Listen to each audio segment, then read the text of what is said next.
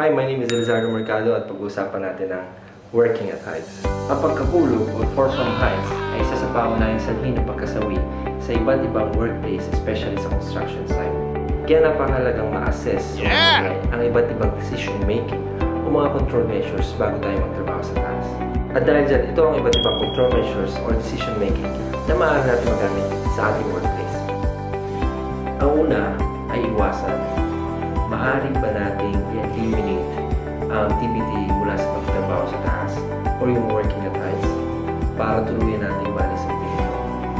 For example, kung ang activity nyo ay paglilinis ng bintana, maaari kayong gumamit ng long pole instead na ladder para maiwasan yung pagtrabaho sa taas. Sa panghalimbawa ay ang pag-assemble sa ground level or pag-repair sa ground level instead na sa taas. Isa sa pangunahing susi, kailangan may sama siya sa design process plotting. Dapat may consider yung pag-eliminate sa pagtatrabaho sa taas o yung paggamit ng mga working equipment or working platform. Kagaya na lang ng mga street light ngayon na kung saan maaari siyang ibaba sa ground level para ma-execute yung maintenance sa baba or yung pagpapalit ng bumbilya o repair instead na sa taas. Nowadays, nakakita tayo ng mga paggamit ng drone which is a good sign para ma-eliminate ang working at heights.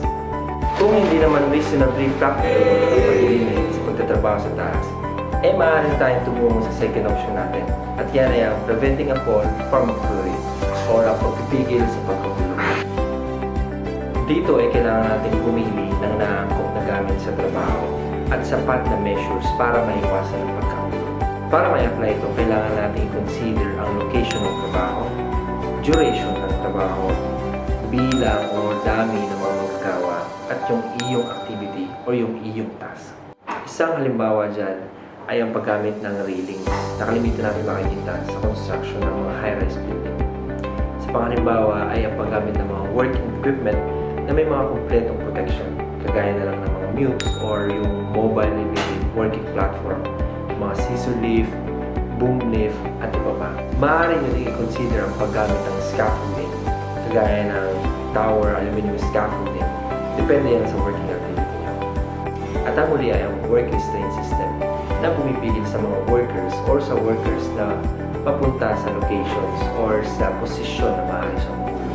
At kung hindi practical, ay may apply ang which is yung avoidance and prevention, maaari na tayong tumungo sa ating last option. At yan ay ang to mitigate or minimize yung distansya ng pagkahulog at yung consequences nito.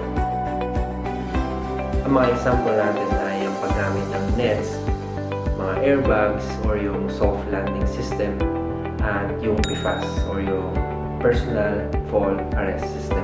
Pagtatrabaho sa taas ay nangangailangan ng sapat na training, focus at tama or angkop ng mga precautions. Kaya siguraduhin nakatanggap ang mga workers natin ng sapat at angkop na training bago magtrabaho sa taas. So ayan ang ating tatlong options or step-by-step decision making na maaari natin may apply bago magtrabaho sa taas. Tandaan lang ang 3 letters at yan ay ang APM or Avoid, Prevent, at Mitigate. Kung sa tingin mo ay makakatulong ang video na to sa mga bago natin mga safety officer, huwag mong kalimutan i-share ang video na to.